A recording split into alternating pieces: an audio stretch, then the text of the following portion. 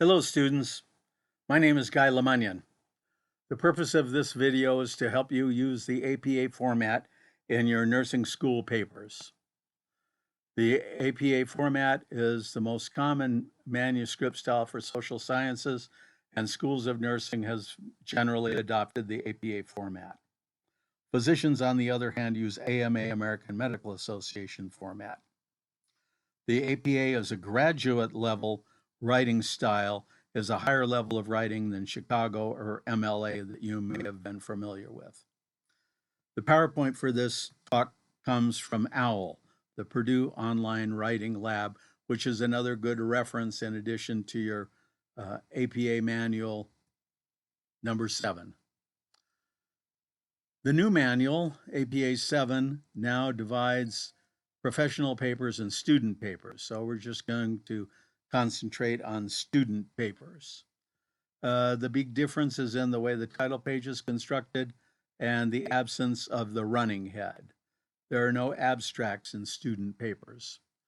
Every paper should include a page number upper right, no running head. There's actually an example of a running head here, and no abstract in your student papers. An abstract is a summary of research, and you're reporting generally on the research of others. So no abstract in your student papers. And here's how to construct your title page. So follow the details exactly by the examples. For my class, I'm not a doctor, so you'll write Professor Guy Lemunyan.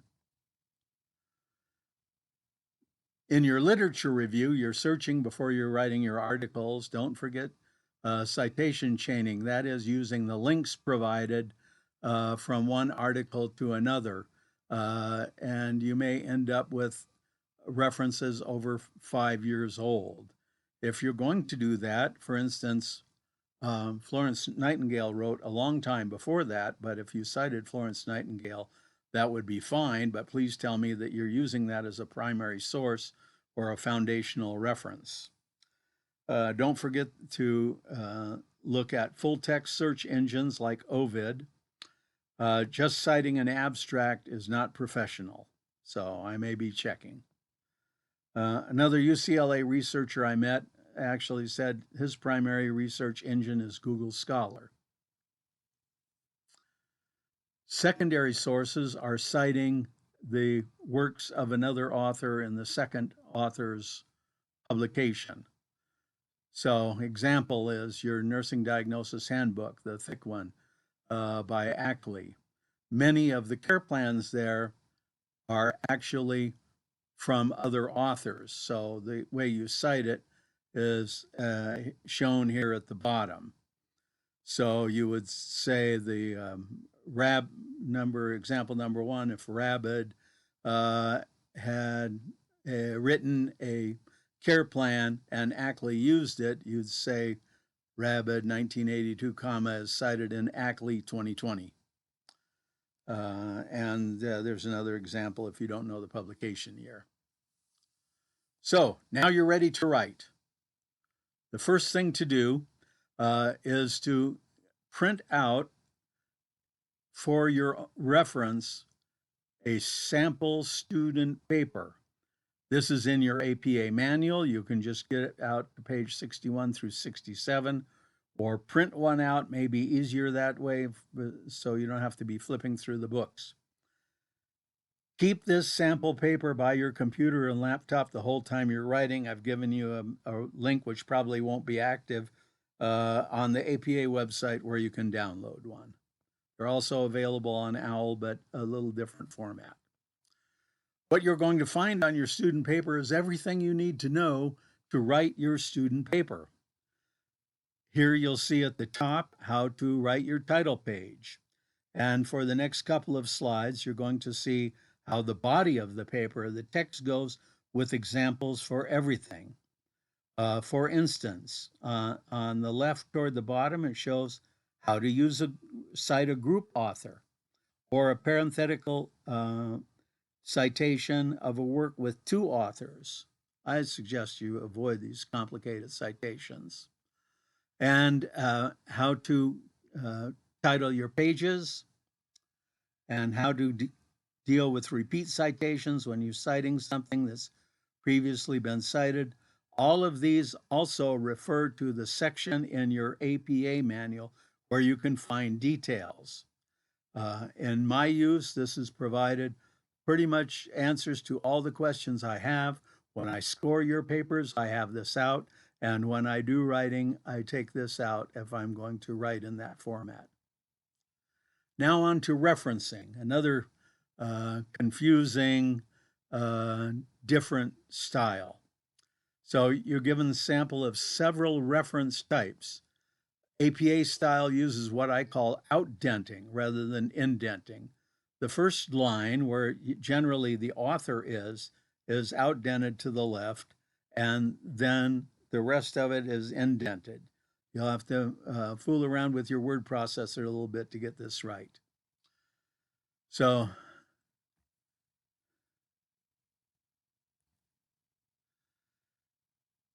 here are more examples coming from the reference page showing you how to make the various citations correct.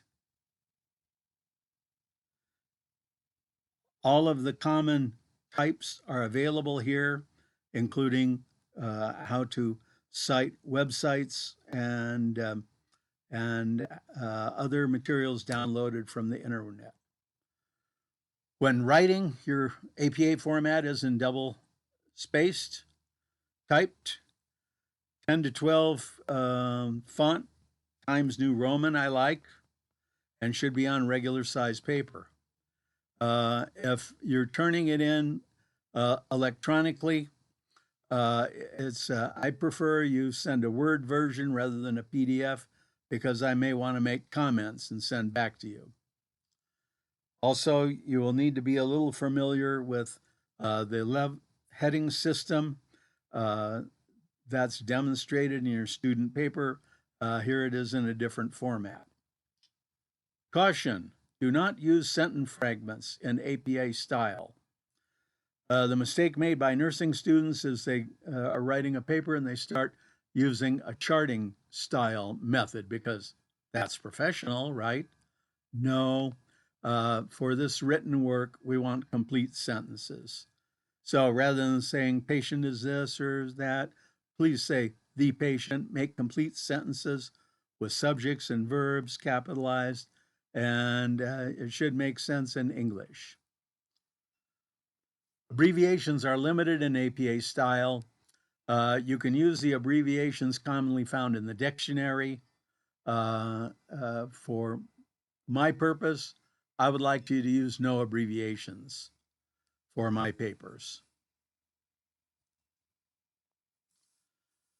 Here's how to do quotations, and what I'm emphasizing here is when you make a direct quote, you need to include the page number in your reference, and the examples are here on how to do that.